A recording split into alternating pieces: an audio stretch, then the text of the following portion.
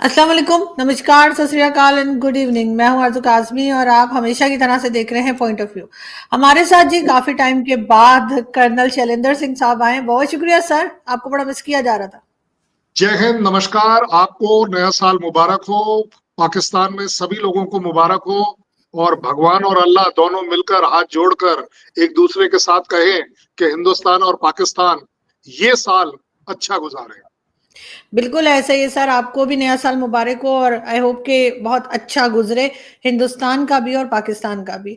Sir अब बात करेंगे, टीटीपी से शुरू करते हैं, अफगानिस्तान से शुरू करते हैं। आपने देखा, आपने कई डिबेट्स भी की हैं इसके ऊपर कि जिस वक्त तालिबान की गवर्नमेंट आई थी, पाकिस्तान से बहुत बढ़ चढ़ कर लोग गए थे और कहा यह जा रहा था कि जो अफगानिस्तान है वो हमारा एक तरह से हिस्सा बन जाएगा या हमारी बहुत दोस्ती है। लेकिन उसके बाद हमने देखा टीटीपी के अटैक्स हुए और उसको रोकने की कोशिश नहीं की गई तालिबान की तरफ से। पाकिस्तान ने कई बार कहा है, लेकिन तालिबान कहते हैं पाकिस्तान जाने और टीटीपी जाने। दूसरी तरफ एक नैरेटिव ये भी है कि ये दोनों असल में एक ही ग्रुप है, टीटीपी और तालिबान मिले हुए हैं। क्या लगता है आपको, ये कंट्रोल कर पाएंगे या नहीं? क्योंकि बार बार हमारे जो सिक्योरिटी एजेंसीज हैं उनकी तरफ से और गवर्नमेंट की तरफ से कहा जा रहा है कि अब हम टेररिज्म को रोकेंगे। रोक पाएंगे ये? ये आपने जो मुद्दा सोचा है ये एक्चुअली आपके और मेरे बोलने से बहुत ज्यादा इम्पोर्टेंट है कि इसका सोल्यूशन क्या दुनिया ढूंढ भी रही है या नहीं ढूंढ रही है, वो ज्यादा बड़ी बात है। मेरा अपना अंदाजा है, जैसा आपने बिल्कुल ठीक बोला, कि जैसे ही यूएस रातों रात वहां से निकला अफगानिस्तान से और तालिबान की सो कॉल्ड गवर्नमेंट बनने की उम्मीद दिखी, मुझे लगता है सबसे ज्यादा जो एक्सपेक्टेशन थी वो शायद पाकिस्तान में और आईएसआई में थी कि ये गवर्नमेंट वो अपने हिसाब से बना लेंगे। अगर उन दिनों की न्यूज को आप आज भी याद करें, आईएसआई के chief as good as regularly वहीं पर बैठे हुए थे। कहा जा रहा था कि गवर्नमेंट में कौन क्या बनेगा, उसको बनाने का तरीका, उसमें कौन किसको क्या पोर्टफोलियो मिलेगा, शायद पाकिस्तान डिसाइड करेगा। We must realise one thing, चाहे वो अच्छा टेररिज्म हो चाहे बुरा टेररिज्म हो, किसी के लिए भी टेररिज्म अल्टीमेटली कभी ठीक नहीं होता। अफगानिस्तान में अगर इससे पहले जब यूएस वाले गए, उससे पहले रशियंस भी गए थे, फर्क कोई नहीं पड़ा। आप किसी कंट्री को कभी कंट्रोल नहीं कर पाएंगे कि उसकी गवर्नमेंट आपकी पपेट गवर्नमेंट हो, अनटिल अनलेस कोई इकोनॉमिक इंटरेस्ट हो। जैसे इस समय ट्रम्प कह रहे हैं कि मैं कनाडा को मिला लूंगा, वो आइसलैंड को मिला लूंगा, ये कर लूंगा वो कर लूंगा, क्योंकि ऑलरेडी उनकी टोटल इकोनॉमिक डिपेंडेंसी यूएस पर है। अगर इस तरह का माहौल या इस तरह की अफोर्डेबिलिटी पाकिस्तान के पास नहीं होगी, पाकिस्तान के पास वो पैसा नहीं होगा कि वो अफगानिस्तान को कंट्रोल कर लें, आप कुछ कर लीजिए, आप कंट्रोल कर भी नहीं पाएंगे। मैं तो कहता हूं पैसा होने के बावजूद चाइना काफी हद तक कोशिश करता है पाकिस्तान को कंट्रोल कर ले, पपेट गवर्नमेंट बना ले, लेकिन कर नहीं पाता, क्योंकि पब्लिक जो आपके यहाँ है वो इसको बर्दाश्त नहीं करती है। उन्हें बिल्कुल मंजूर नहीं है कि हम चाइनीज के नौकर बन जाएं या चाइनीज हमारे ऊपर दबदबा रखे। सबसे बड़ी बात यह है कि अफगानिस्तान की जो तालिबान गवर्नमेंट है उसे ये क्लैरिटी से पता है कि टीटीपी उत्पन्न कहां से हुई, किस लिए करी गई, और उसका काफी ब्लेम वो पाकिस्तान को देते हैं। अब वही टीटीपी जब सो कॉल्ड जॉबलेस हो गई, अब वो पाकिस्तान के ऊपर वापस आ गई। ऑब्वियस बात है कि ये पाकिस्तान का अपना क्रिएटेड पंगा है जो उन्होंने लिया, और आज आप देख रहे हैं कि वही चीज आपके लिए आउट ऑफ कंट्रोल चली गई है। मुझे नहीं लगता पाकिस्तान किसी भी तरह इस चीज को टोटली मिटा पाएगा। मिटाने का मतलब होगा कि क्या आप अफगानिस्तान पूरे को टेक ओवर कर लें, आपके पास वो पॉसिबिलिटी नहीं है। थ्योरेटिकली बात कर लीजिए, मिलिटरली बात कर लीजिए, किसी भी तरह से बात कर लीजिए, अरे जब यूएस और रशिया जैसी कंट्रीज उसको मिलिटरली कंट्रोल नहीं कर पाई, आप कैसे कर पाएंगे? इकोनॉमिकली रशिया और अमेरिका ने वहां इतना पैसा लगाया, सब कुछ किया, लेकिन उसके बावजूद वो उसको कंट्रोल में नहीं ले पाए।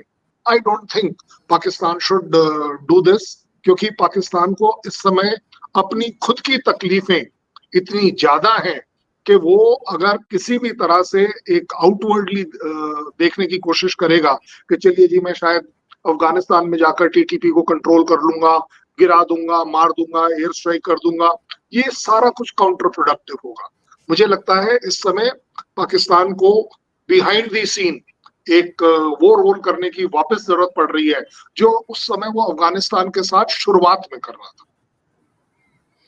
बिल्कुल ऐसा ही है, लेकिन सर बहुत से लोग ये भी कहते हैं कि टीटीपी तो बहुत टाइम से पाकिस्तान के अंदर मौजूद थी, और इमरान खान ने भी कहा कि जी वो तो यहाँ लाके बसाने वाले थे, उनको तालिबान खान भी कहा गया इमरान खान को एक टाइम पर।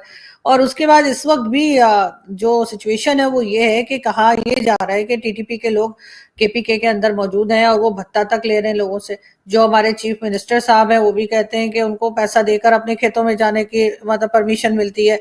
तो वो उन लोगों की तादाद भी सर 15-20 हजार बताई जाती है टोटल जो टीटीपी के लोग हैं।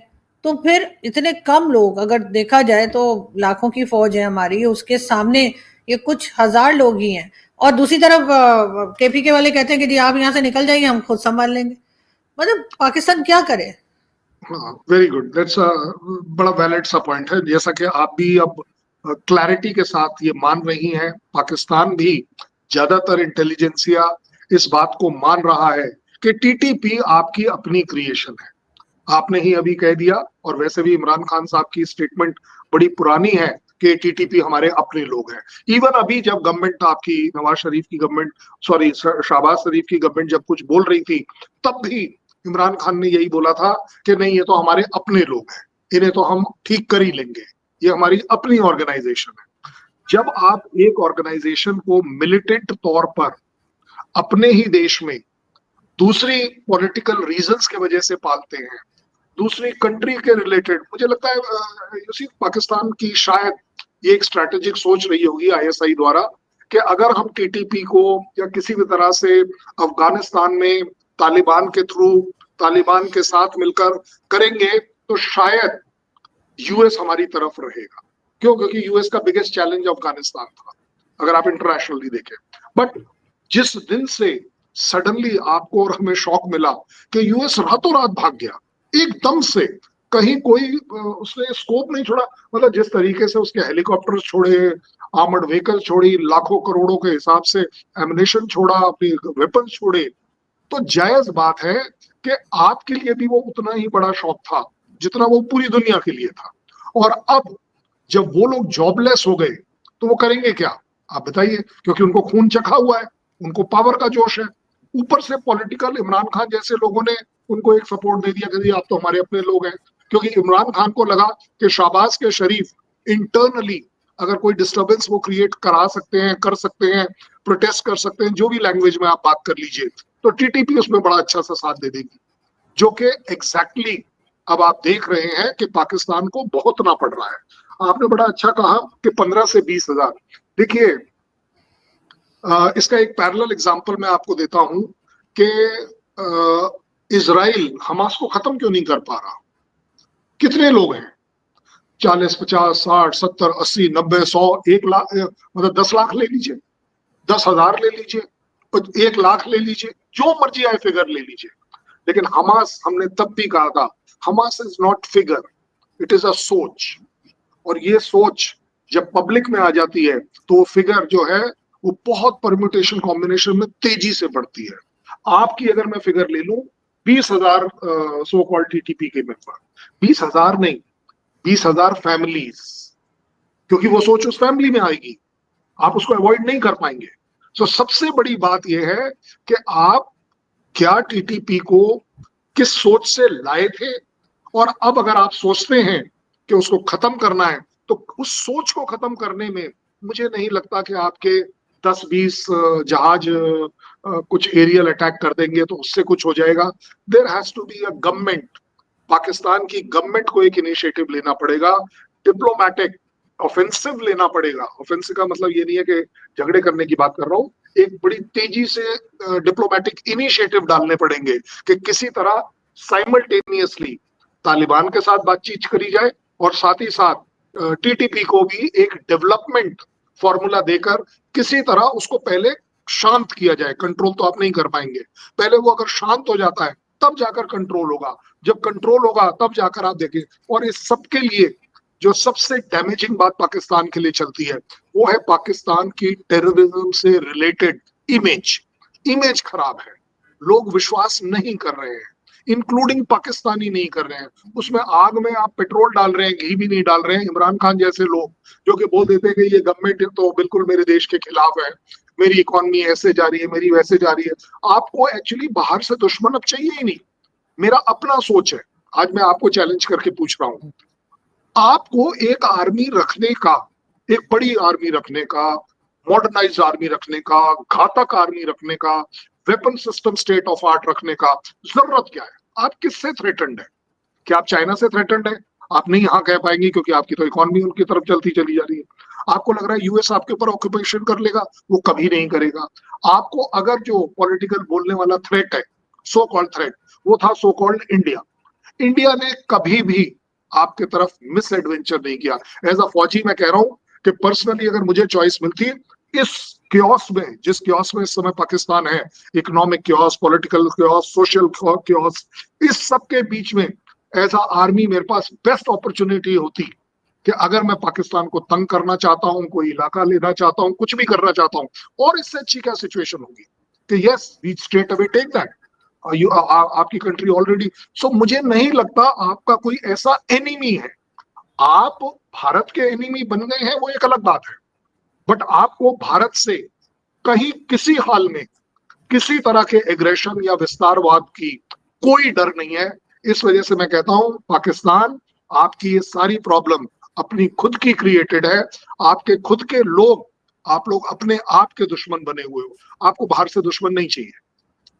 लेकिन सर एक तरफ हमारे यहाँ ये भी बात की जाती है कि अमेरिका जो है उसने कभी भी अपनी कोई जंग या अपनी कोई लड़ाई जो है वो अपनी जमीन से नहीं लड़ी, वो हमेशा किसी दूसरे की जमीन ही इस्तेमाल करता है। और इस वक्त भी वो अफगानिस्तान से निकल तो गया है, लेकिन उसने अफगानिस्तान को छोड़ा नहीं है। कहीं ना कहीं ऐसा लगता है कि जो कुछ अफगानिस्तान और पाकिस्तान के बीच में हो रहा है, इसमें अमेरिका का हाथ भी हो सकता है। आप अफगानिस्तान और पाकिस्तान में अमेरिका का हाथ मत ढूंढने की कोशिश करिए। दुनिया में कहीं भी कोई भी डिस्प्यूट अगर चल रहे हैं, South Korea, North Korea, Ukraine, Russia, Taiwan, China, इन सब के बीच में कहीं ना कहीं चाइना इन्वॉल्व है। हर हालत में इन्वॉल्व है, हर जगह पर इन्वॉल्व है। टू दी एक्सटेंट मैं आज ब्लेम करने को तैयार हूं। ठीक है, पाकिस्तान, हिंदुस्तान हम आपस में एक दूसरे को दुश्मन मान ले, बट इसके बीच में भी यूएसए इन्वॉल्व है। वो इस पानी को ठंडा नहीं होने देना चाहता, वो इसको उबलने देना चाहता है, वो ओवरफ्लो भी नहीं करना चाहता। ये वो वाली बात है ना कि चाय में अगर उसको गैस को तेज कर दो तो वो ओवरफ्लो कर जाएगी, नहीं, वो उसे स्लो पे रखता है, सो दैट वो चाय जो है जिसको बोलते हैं ना बड़ी तगड़ी वाली चाय बने। उस तरह से अगर आप किसी कंट्री में ले लीजिए, the interference of US is always there, because US हमेशा से अपने आप को एज अ लीडर प्रूव करना चाहता है, as a economic gain prove करना चाहता है। चाइना अगर इस समय यूएस को थ्रेट लगता है, वो क्यों लगता है? क्योंकि वो इकोनॉमिकली एकदम से ग्रो कर गया। जिसकी इकोनॉमी ग्रो होगी, आप देखेंगे कि यूएस जरूर होगा। अगर एक एग्जांपल ले लेते हैं, अगर हमारे एशियन कॉन्टिनेंट में शांति आ जाती है, एक सेकंड के लिए पाकिस्तान, हिंदुस्तान एक दूसरे के वो जिगरी दोस्त बन जाते हैं जो कि एक तरह से भाई बन जाए, सबसे बड़ा लॉस क्या होगा एरिया में? अरे भाई साहब, वेपन बनने बंद हो जाएंगे, बिकने बंद हो जाएंगे। एक बात, इकोनॉमिकली अगर अफगानिस्तान, पाकिस्तान, इंडिया मिलता है किसी भी तरह से, अच्छे समझौतों में मिलता है, सबसे बड़ी डेवलपमेंट किसको आएगी? इस रीजन को आएगी। उसकी सबसे बड़ी कॉम्पिटिटर कौन बनेंगे? चाइना और यूएस बनेंगे। So they don't want this, it is not in their interest. आप अभी थोड़े रिसेंटली देख रहे हो कि अभी हमारे वो फॉरेन सेक्रेटरी गए थे अफगानिस्तान, उन्होंने वहां पर सिर्फ चाबार की बात करी और यहाँ पर रंबल शुरू हो गए कि भाई चाबार कैसे हो सकता है। सो यू सी, हमको ये चीज रियलाइज करनी पड़ेगी। हम इसको नजरअंदाज करते आ रहे हैं कि US is not your friend.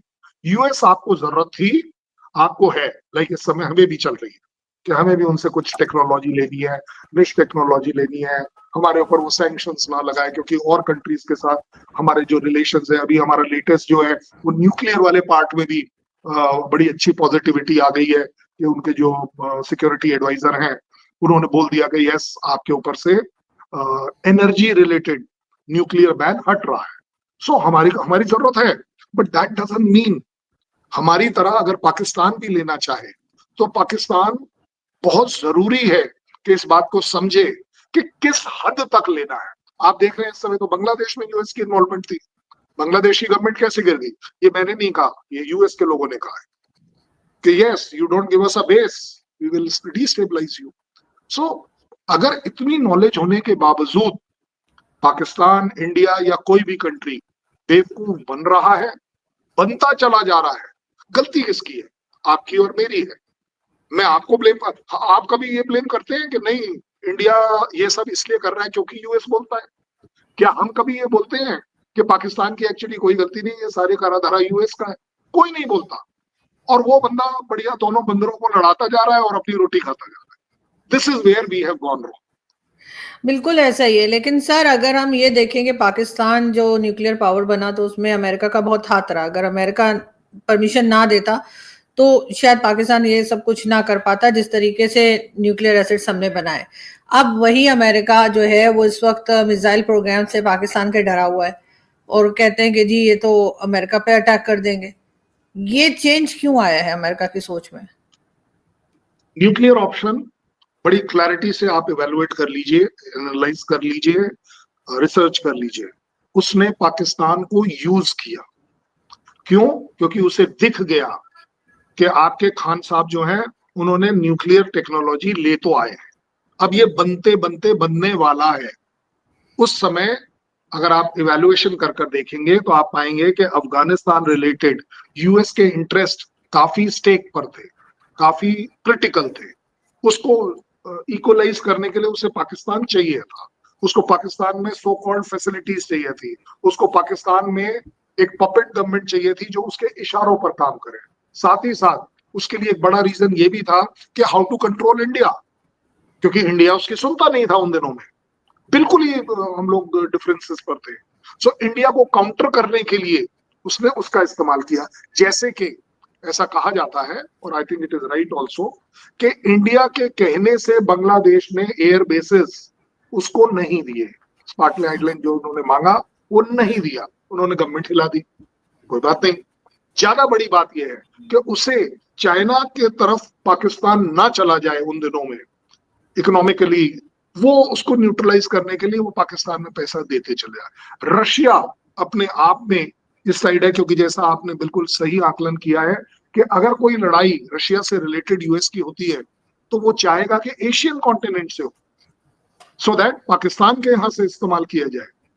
वो जगहें ढूंढता है और इस चक्कर में आप देख रहे हैं कि न्यूक्लियर को उसने एक तरह से कह सकते हैं आंख बंद कर कर कि चलिए जी कोई बात नहीं, अब तो आपका बन गया, बना लीजिए, अब तो हो गया जो होना था। Otherwise let me tell you one thing, US आज जो बोल रहा है वो इसलिए बोल रहा है क्योंकि यूएस अब अपनी असली औकात पर आ गया है। और वो औकात ये है, कोई दूसरा कंट्री पावरफुल ना बने, कोई दूसरा कंट्री इकोनॉमिकली बड़ा ना हो, चाहे वो आप हो, चाहे वो इंडिया हो, चाहे कोई भी हो। वो हमेशा हर जगह ट्रेड से रिलेटेड, वेपनरी से रिलेटेड, न्यूक्लियर से रिलेटेड यूनिलेटरली टॉप पर रहे। आप अगर खुद देखें यूक्रेन में सबसे ज्यादा न्यूक्लियर वेपन होते थे और Ukraine was the first country जिसने अपने सारे के सारे डिस्ट्रॉय किए थे वो समुद्र में डालकर। उसके बाद इतने, और आज आप देखिए कि वही यूक्रेन रशिया के साथ लड़ रहा है जो कि उसका पार्ट होता था कल तक। क्यों?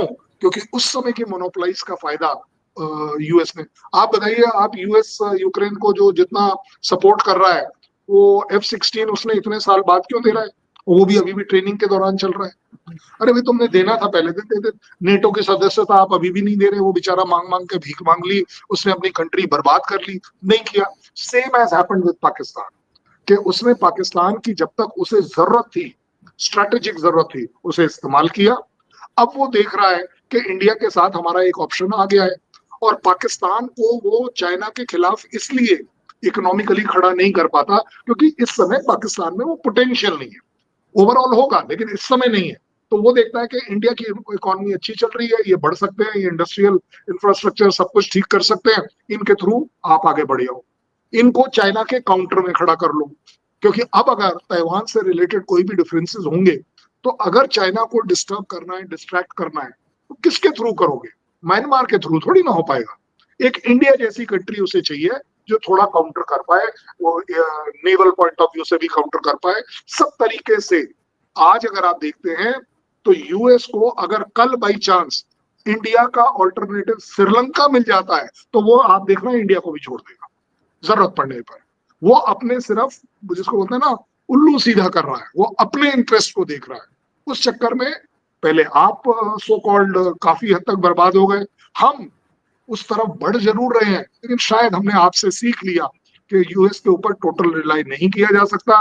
हमें अपना इंफ्रास्ट्रक्चर खड़ा करना है, हमें अपनी इकोनॉमी अच्छी रखनी है, यूएस के साथ अच्छे रिलेशन रखना है, खराब ना हो, सैंक्शंस ना हो, क्योंकि वर्ल्ड में उसकी ज्यादा तूतड़ी बसती है, इसलिए हमारे को ये सब करना पड़ता है।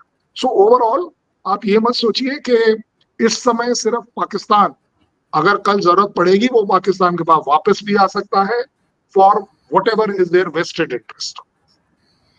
बिल्कुल ऐसे ही है सर, लेकिन हम खैर अच्छे की ही उम्मीद करते हैं। लेकिन सर जाते जाते आज आप लोगों का आर्मी डे है, तो मैं सर पाकिस्तान से बैठकर आपको मुबारकबाद देती हूँ आर्मी डे की आप लोगों को। और एक चीज जरूर कहूंगी कि मेरी बहुत सारे इंडियन आर्मी ऑफिसर्स के साथ बातचीत होती है टीवी शोज के जरिए, सोशल मीडिया पर भी, और हमारी तरफ भी जो लोग मीडिया पर आते हैं स्पेशली आर्मी ऑफिसर्स, मुझे समझ नहीं आती कि इतने पोलाइट और इतने अच्छे लोग जो हैं ये लड़ते कैसे होंगे सर। मुझे समझ नहीं आती आप लोग लड़ कैसे लेते हैं। यू आर राइट, मैं उसमें से एक हूँ। Maybe I may not be very polite, वो आपके ऊपर डिसीजन है। लेकिन ये अफसर जो आपके सामने बैठा है, जब कारगिल सो कॉल्ड कन्फ्लिक्ट चल रहा था तो ऐसे ही बोर होते होते बैठ के, क्योंकि अब तो रोजाना गोलाबारी चल रही थी, तो मैंने एक नया आइडिया लगाया कि हर एक शेल के ऊपर मैं साइन करता था और वो शेल लोड करके पाकिस्तान की तरफ दागते थे। ये वो अफसर है आपके सामने कि आप बताओ, एक्चुअली उसका कोई मतलब तो है नहीं, लेकिन अपने जवानों में एक अलग तरह की स्पिरिट लाने के लिए। देखिए, all armies in the world including even Pakistan army, US. अच्छा चलिए आपको बढ़िया सी बात बता देता हूँ। There is a post in Kargil sector which is called as Dalu Nag. दालू नाग में आपके और हमारे बीच में दनादन फायरिंग चलती है, अब से नहीं चल रही, 10 साल से चल रही। मैं बड़ा अचंभे में था जब मैं उस पोस्ट पर गया कि सर इस पोस्ट पर 14 और 15 अगस्त को फायरिंग नहीं होती, तब वो फायरिंग हवा में होती है, एक दूसरे की तरफ नहीं होती। मैंने कहा कि यार ये बर्बादी है नेशन की, ये क्या तरीका है? वैसे आप एक दूसरे पर फायर करे जाते हो जबकि कुछ नहीं हो रहा। मैं अपने वो जो हमारा एक जगह है बंकर, उसमें बैठा रहता हूँ। आपके लोग उस पर्टिकुलर दालू नाग में एक ऊपर पर आप लोगों ने कोई एडी गन लगा रखी थी, वो हमें बहुत तंग करती थी। एक दिन हमने भी साइड से जाके ऊपर उसको नीचे गिरा दिया, वगैरह वगैरह। लेकिन जब आज हम बात कर रहे हैं तो ये मुझे भी पता है, ऐसा फौजी, Pakistan is not my enemy. As a फौजी जो मेरे ऊपर फायर आ रहा है, दैट इज माय एनिमी।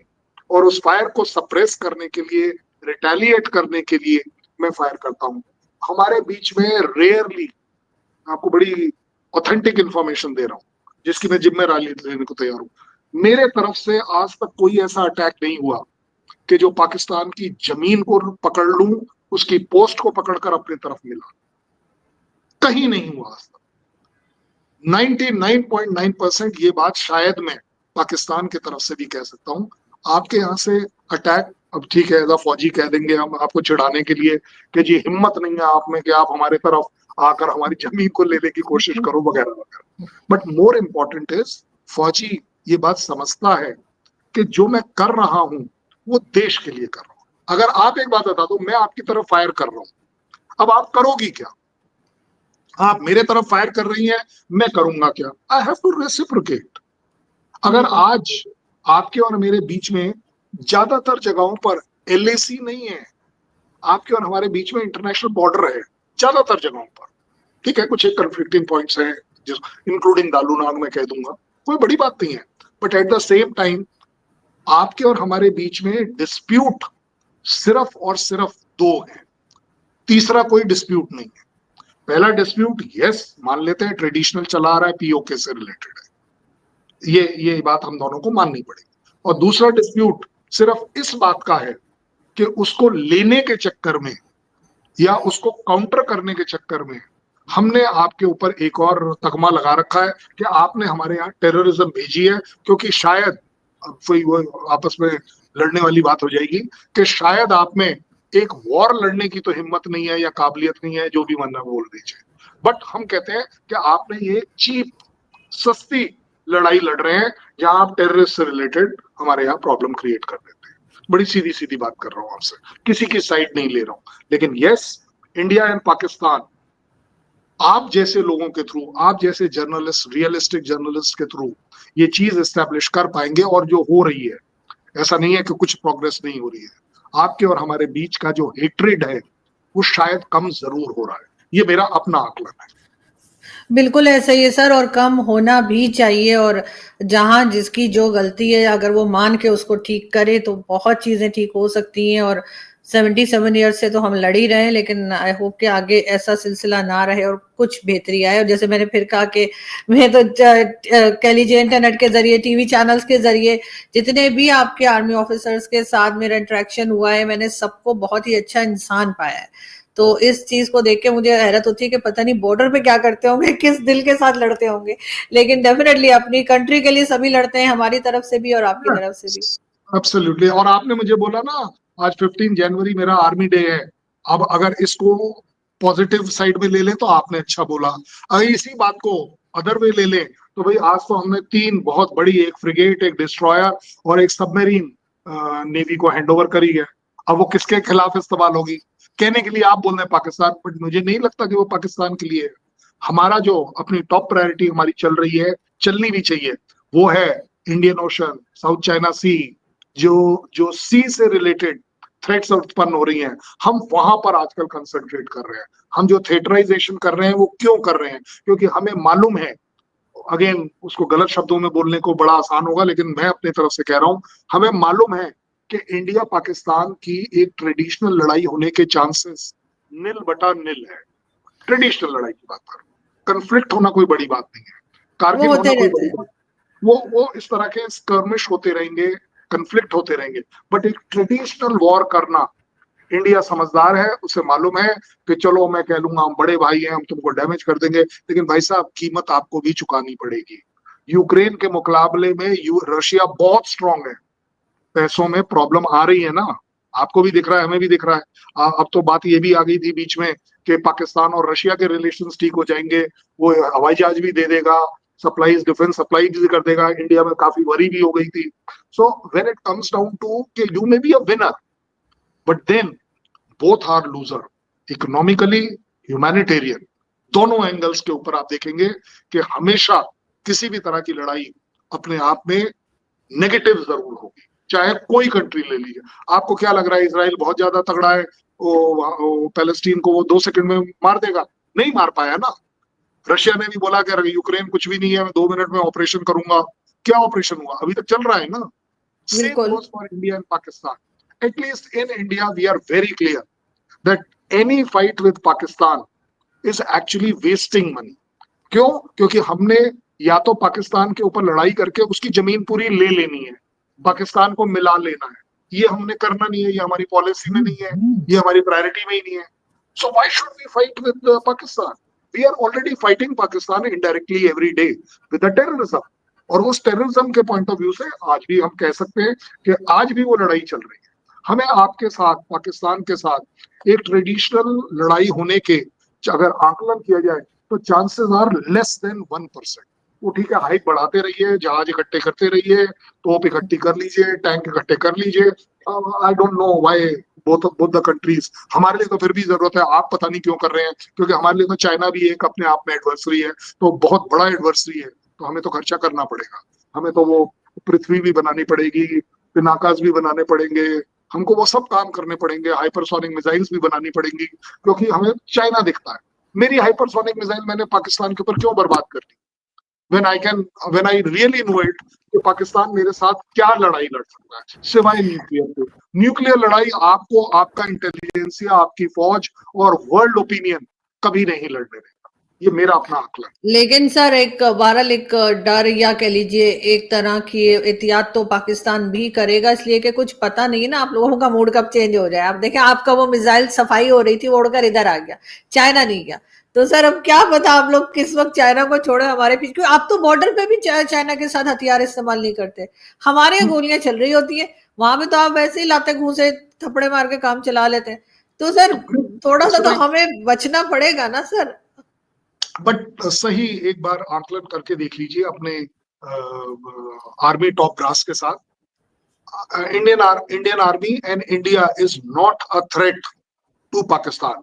जिस तरीके से वैसे वर्षा हम हमेशा आपको थ्रेट के तौर पर देखते हैं, हम हमेशा, हम ही नहीं, वर्ल्ड ओपिनियन आपके खिलाफ जाता है कि yes Pakistan can be irresponsible for use of nuclear weapon. ऐसा मैंने नहीं कहा, सबने कहा, आपके यहाँ के लोगों ने भी कहा है। अभी थोड़े दिन पहले बात हो रही थी कि भाई तालिबान का कोई भरोसा नहीं, टीटीपी का कोई भरोसा नहीं, वो कहां से कहां को चल पड़े वगैरह वगैरह। ज्यादा बड़ी बात ये होगी कि यस क्या हम अपने डिफरेंसेस के साथ, आप एक बात बताइए, चाइना के साथ आप बता रहे हैं उनसे हमारे इतने तगड़े डिफरेंसेस हैं, ट्रेड देखिए, ट्रेड में तो कोई कमी नहीं हो रही, वो तो बढ़ता चला जा रहा है।